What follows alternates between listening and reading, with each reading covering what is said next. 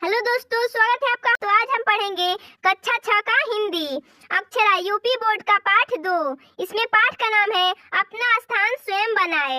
इसका हम प्रश्न उत्तर देखेंगे। तो चलिए अभ्यास प्रश्न की ओर चलते हैं। तो इसमें हमारा पहला प्रश्न कह रहा है, ईमानदारी से कार्य करने का क्या तात्पर्य है।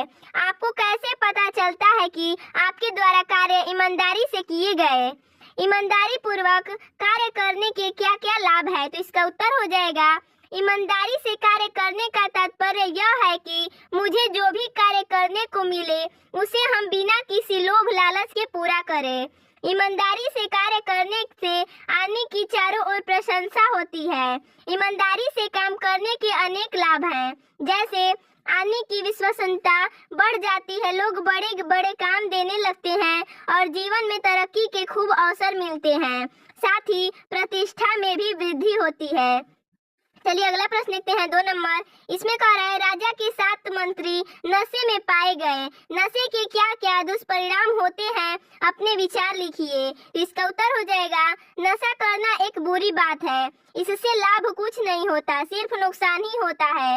नशा करने वाला व्यक्ति कोई भी काम ठीक से नहीं कर पाता, उस पर कोई भरोसा भी नहीं करता, वह अपने परिवार का ठीक से ध्यान भी नहीं रखता। नशा करने वाले व्यक्तियों को समाज में मान सम्मान भी नहीं मिलता और पैसे एवं स्वास्थ्य का नुकसान भी होता है। आगे देखिए, हमारा कहानी से दिया है। जो पहला प्रश्न नंबर कह रहा है हमारा, किसने किससे कहा। तो इसका उत्तर हो जाएगा, दिया है इसमें, मुझे अपने लिए एक आदमी की जरूरत है। ये किसने कहा था। तो राजा ने कहा था। और किससे कहा था। तो मंत्री से कहा था। चलिए अगला देखते हैं, मैंने इसे हजारों में से छाटा है और बढ़िया नौकरी से छुड़ा कर लाया हूँ। तो ये मंत्री ने कहा था और किससे कहा था। तो राजा से कहा था। चलिए अगला देखते हैं, मुझे अपने राजा की सेवा करने का मौका मिलेगा। ये युवक ने कहा था और किससे कहा था। तो मंत्री से कहा था। चलिए अगला प्रश्न देखते हैं, इससे अफसरों में ढील और बेईमानी पैदा होगी। ये वित्त मंत्री ने कहा था और किससे कहा था। तो राजा से कहा था। चलिए अगला प्रश्न देखते हैं, 2 नंबर। इसमें कह रहा है, युवक ने कीमती सामान क्यों बेच दिया। तो इसका उत्तर हो जाएगा, दफ्तर का फर्नीचर आदि सामान खरीदने के लिए युवक ने कीमती सामान बेच दिया। तो चलिए अगला प्रश्न देखते हैं, 3 नंबर। इसमें कह रहा है, हुजूर पैसा तो मैं भी डाल सकता था, पर यदि पैसा कम है और इसके लिए पूछताछ न हुई तो इससे अफसरों में बेईमानी और ढील पैदा होगी। वित्त मंत्री ने ऐसा क्यों कहा। तो इसका उत्तर हो जाएगा, वित्त मंत्री ईमानदार प्रवृत्ति का व्यक्ति है, उसे एक पैसे की भी बेईमानी पसंद नहीं है।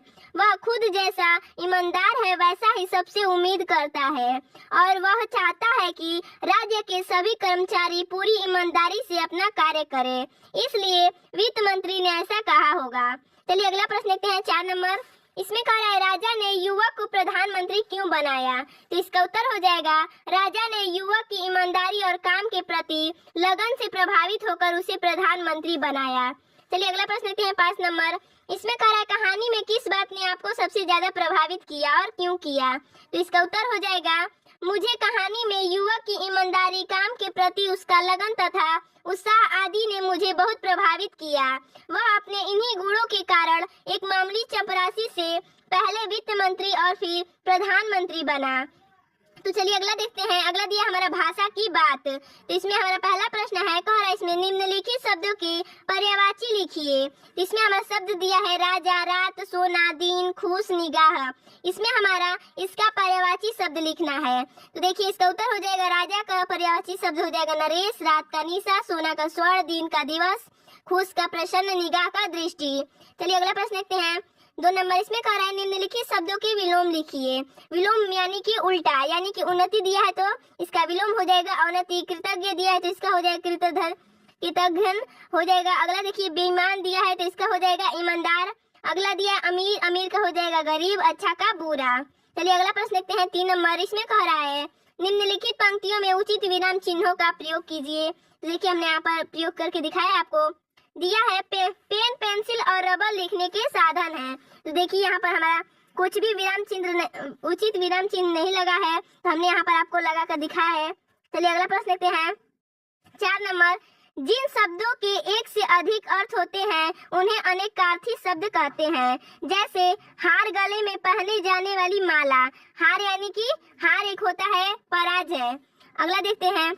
इसी तरह कहा है हमारा, दिए गए अनेकार्थी शब्दों के अर्थ लिखकर उनका वाक्य में प्रयोग कीजिए। तो देखिए दिया हमारा कर, मन, सोना, पत्र, ये हमारा शब्द दिया है, इसका हमें अर्थ लिखकर उनका वाक्य प्रयोग करना है। तो चलिए हम देखते हैं। तो कर दिया था जो हमारा, कर का हम लिख सकते हैं टैक्स। वह अपना आयकर समय से जमा करता है। और कर से हो सकता है सड़, हाथी का कर लंबा होता है।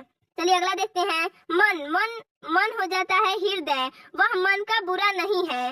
और एक मन होता है तोल की एक इकाई, उसने मुझे 1 मन गेहूं दिया। चलिए अगला देखते हैं। सोना एक क्रिया होता है। राहुल को सोने में बहुत आनंद आता है।